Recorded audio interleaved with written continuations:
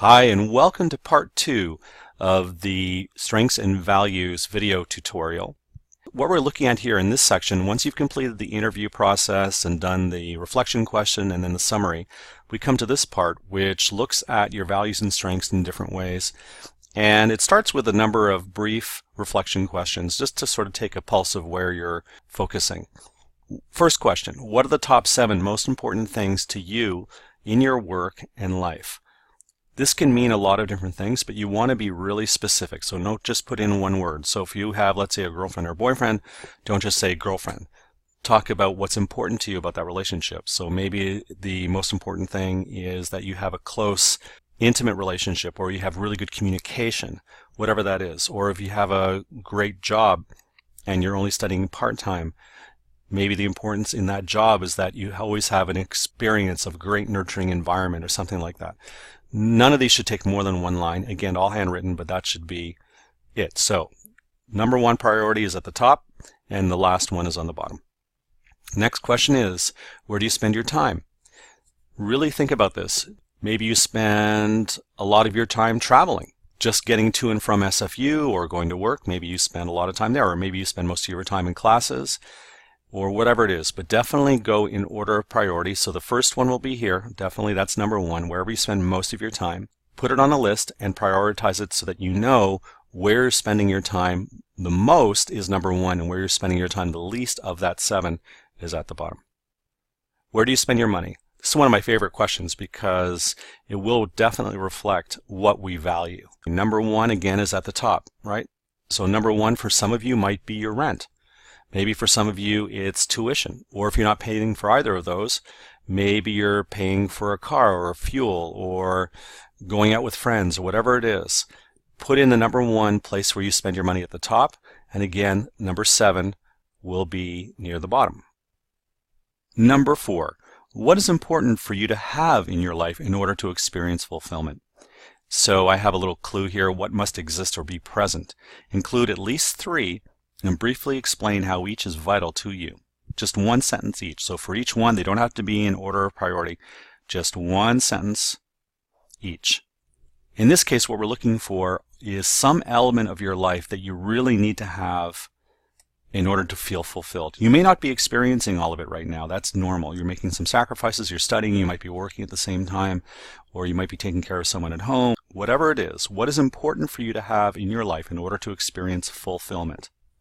Next question down, what is important for you to do in your life in order to experience fulfillment? And again, be really specific. What are you most interested in? What are you passionate about? Include at least 3 and briefly explain in one sentence each.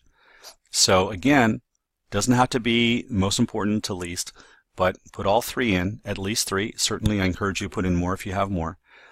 And what's important for you to do? Maybe it's important for you to go to the gym. Maybe it's important for you to eat really well in a certain way. Maybe it's important for you to get away for vacations. Maybe it's important for you to get straight A's or something along those lines, to have enough money that you don't feel the stress. Whatever it is, simple, specific, and clear. Number 6 is an easy one. Looking at your peak experiences, what are the key values that are present that made the experiences so important for you? So all you have to do here is transcribe. So go to your summary, pull out all the values and bring them to here. Another really good question is, what frustrates you? What hurts? What makes you angry? What are the values that are violated when this happens? So I don't have a minimum number here, but certainly it's going to be more than one thing. But I want you to really think about 2, 3, 4 items that frustrate you or hurt or make you angry. And the reason why this is so important is these are often hidden values where we don't realize we value something until someone steps all over it. So for example, I have a close friend in Seattle who has a real value around justice and fairness, and he gets really upset when he sees people being hurt in some way because their rights have been violated or justice has been violated for them. So whatever it is, you might need a sentence or 2 to explain it. Put in 2, 3, or 4 here, and trust yourself. Again, be clear, be specific. If you're vague, you're going to lose marks, so make sure that you do that for your sake as well. Next question. What do your responses to the questions above tell you about your values? What have you learned?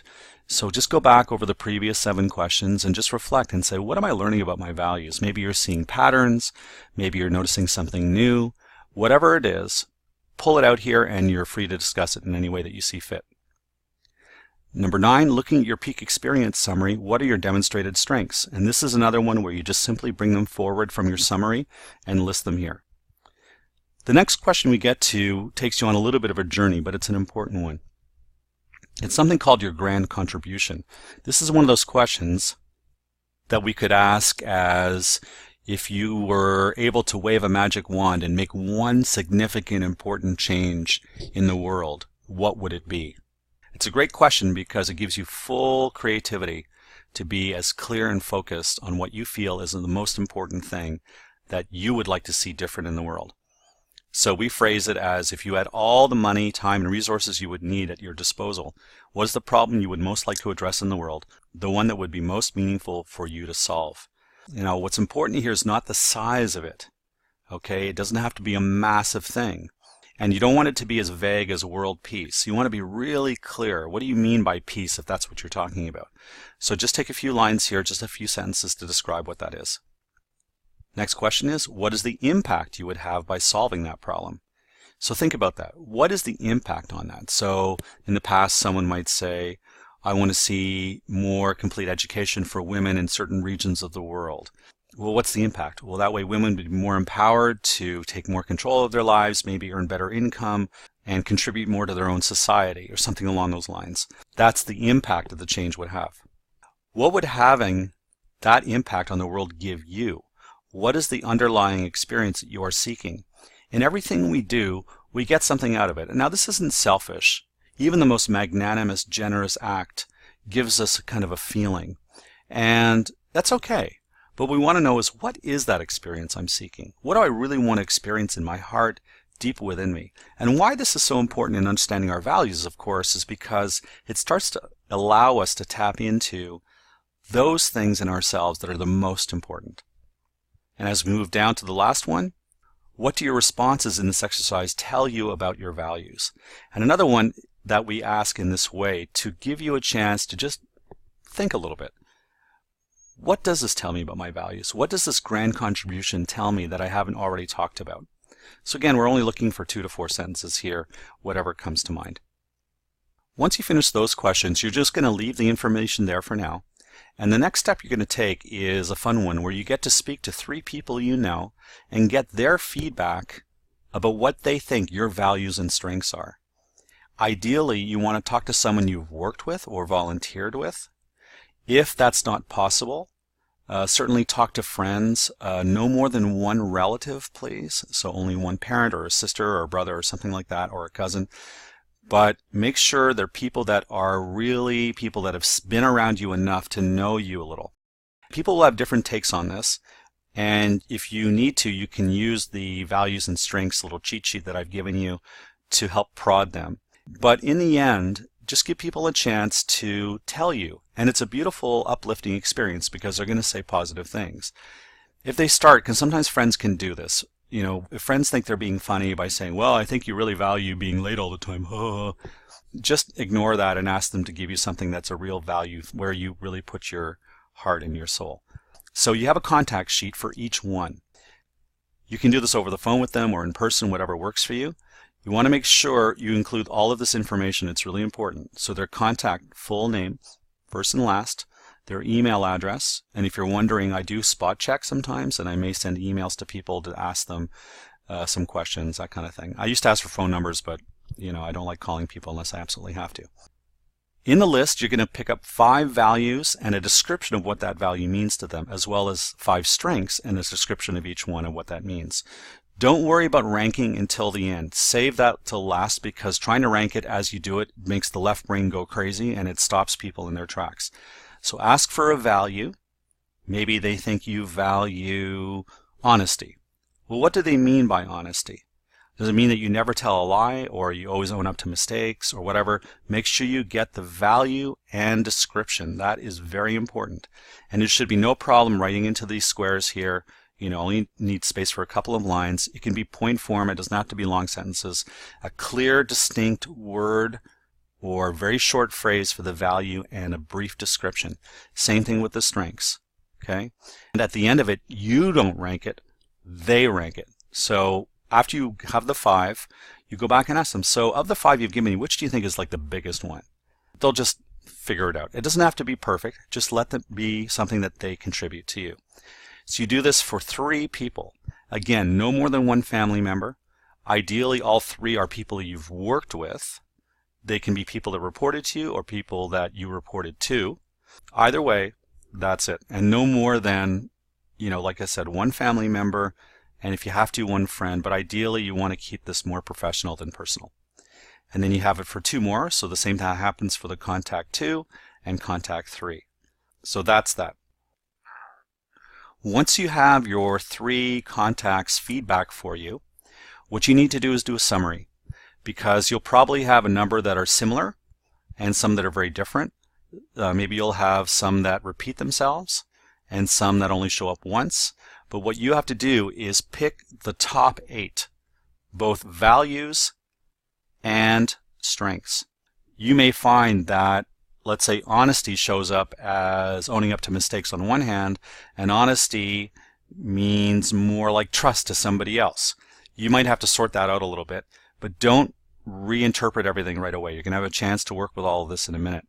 So value and description, do 1 to 8, and then do the ranking. So when you do your ranking, you might have number 1 here, you might have number 5 here, you might have number 2 here, you might have number 6 here, and so on. It doesn't matter. But the reason we do the ranking last is so that you don't try to sort it out too soon, because the brain wants to control all this, and we don't want that to be the case. We want your intuition and right brain to really be more active here to help you find the real clarity you're looking for. Now we get to the values worksheet, so this is getting close to the end. Once you've done all this work, you have data. That is information that's come from the one-on-one interview at the beginning. You've got the reflection questions, and you've got the feedback from 3 people. That's a lot of insight, and that's all based on direct experience. So now is the time to come up with a top 10 list that you get to clarify and describe briefly and clearly, and create your master list. So we're looking for here are 10. I say here 7 to 10 of your values. Really aim for 10. If you only have 8, that's fine. Stick with 8, that's fine. But try to aim for 10. There's one additional thing that we're doing here that we haven't done before. For example, here we're asking for the value and the description. Okay, that's the same as what you've been doing before. So you put in the value and the description here. Again, it doesn't have to be in any particular order. You're going to do the rank later. Now what you need to do is add a metaphorical symbol. So why this is important is it taps into the right brain, it taps into the heart to connect it to something that's really important to you. I'll give you an example. One of my values is connection or connectedness, depending on how you language it. And what that means to me is really an experience where people feel at ease and closely bonded. And with my closest friends, I can think that that is something is really important to me. That if we lose some of that, I start to feel like my friendship is slipping away, and I will tend to nurture that with my most important relationships. But even if I'm having people over for dinner, or even in our own classroom or in meetings, I try to create a way for people to connect with each other. Ultimately, also for me, I would like to experience that as well, because in that space, there's so much insight and learning and connection that comes from it. It's really beautiful. So that's what it means for me. The metaphorical symbol that I've come to use for this over the last little while is an image of a country cottage that I used to have access to when I was in Montreal. I grew up as a child and teenager there. And growing up, we had a cottage north of Montreal. It was about an hour and a quarter away. And I spent a lot of my summers there.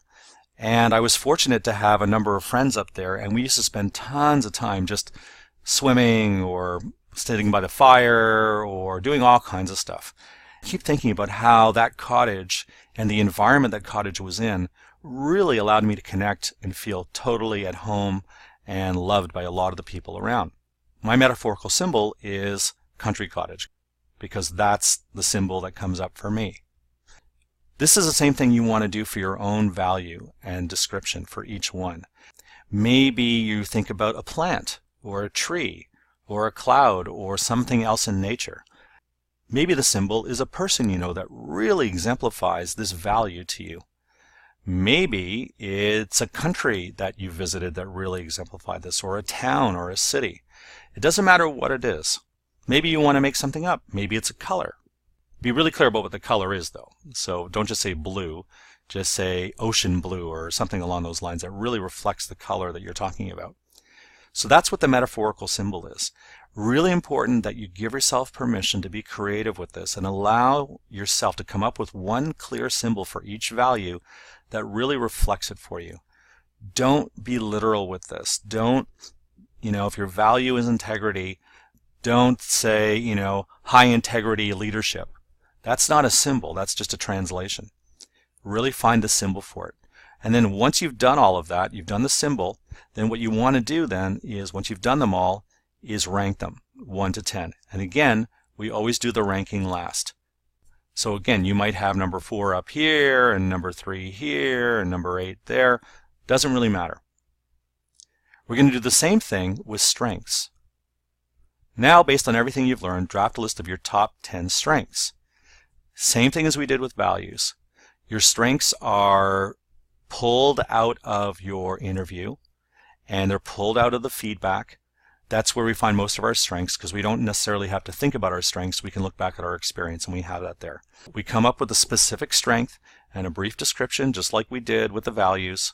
We do a metaphorical symbol, and we do them all, and then we do the ranking at the end. That's when we do that.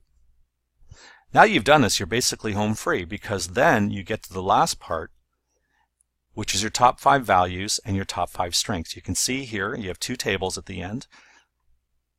And all you really need to do, if it's very straightforward, is take your top 5 values and transcribe them here. That's all you need to do. If you find that in your list of top 10 values, there's a couple of them that seem to be the same thing, then what you want to do is look at it carefully and see maybe it is really the same thing, and you're allowed to consolidate them. But don't take 10 and jam them into 5. 3 or 4 or 5 won't make it to the top 5 values list. That's fine. Number 1, you'll never remember them anyway. Number 2, what's important is to know what pulls you, what really calls you the most. And usually I find the top 3, 4, 5 values are the things we come back to over and over and over again, and they really govern our behavior. So that's the top 5 values. With strengths, it's the same thing. Do your top 5 strengths, very important.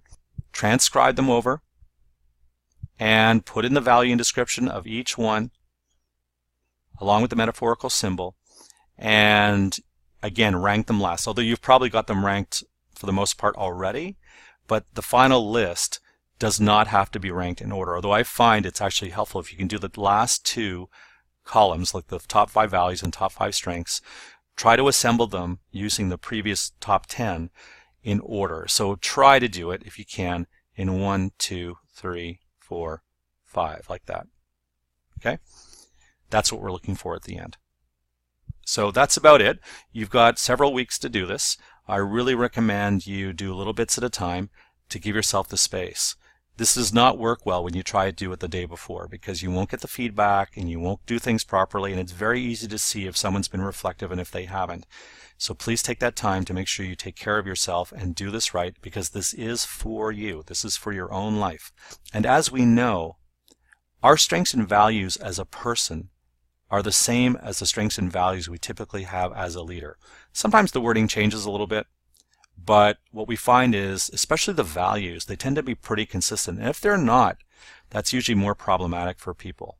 That means there's a bit of a split there for some reason. But this is asking from a professional context, but we should know, even though your top 5 values and top 5 strengths are set up for you to look at it from a leader point of view, I promise you these will be pretty consistent with for yourself as a person.